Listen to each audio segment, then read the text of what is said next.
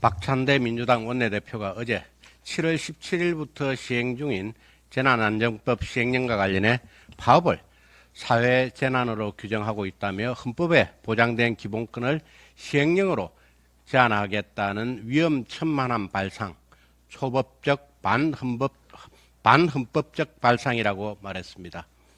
박찬대 대표의 파업을 사회재난으로 규정한다는 발언은 전혀 사실이 아닙니다.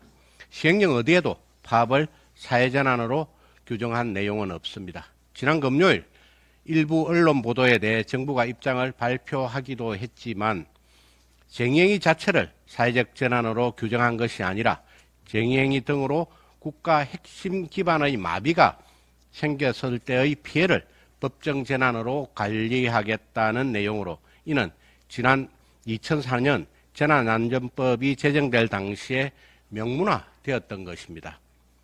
집단 파업으로 국가의 핵심 기반 시설이 마비가 되고 이로 인해 국민의 생명과 재산 그리고 국가 경제에 피해가 발생하는 경우를 사회재난이라고 규정하지 않는다면 무엇이라 해야 하겠습니까?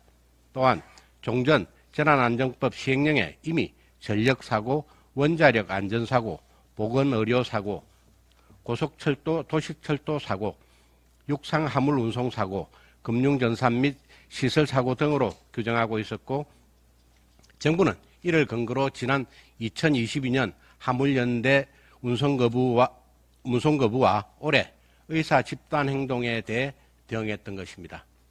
최근 개정된 재난안전법 시행령은 법률과 시행령상의 용어 불일치 문제를 개선하기 위해 개정된 것으로 새롭게 신설된 규정이 아닙니다.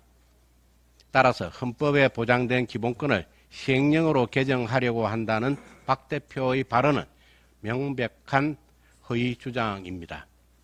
국민의힘과 윤석열 정부는 헌법과 관련 법률에 따라 정당한 노조활동에 대해서는 적극 보장해야 한다는 입장에 변함이 없습니다.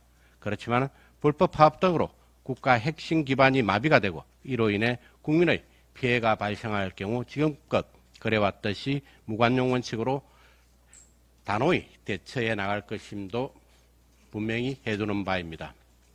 박 대표가 말한 위험천만한 발상, 초헌법적, 반헌법적 발상은 어제 환노위에서 거대 야당 단독으로 통과시킨 소위 노랑봉투법, 즉 불법 파업 조장법을 두고 하는 것입니다. 불법 파업 조장법이야말로 위험천만한 반헌법적 발상입니다. 헌법상 보장된 노동상권 보호 범위를 넘어서 노조의 불법 쟁의 행위에 대해 면죄부를 주고 헌법상 보장된 재산권을 침해할 뿐만 아니라 헌법상의 과잉금지 원칙과 제형 법정주의에도 반하는 위헌적 법안인 것입니다. 우리 당이 노랑봉투법을 불법 파업 조장법이라고 한 이유도 바로 이 때문입니다. 어제 박 대표가 언급했던 재난안전법 시행령 개정 철회 발언을 민주당으로 주어만 바꿔 그대로 되돌려 드리겠습니다. 민주당은 헌법 정신을 파괴하는 불법 파업 조장법을 즉시 철회하기 바랍니다. 이상입니다.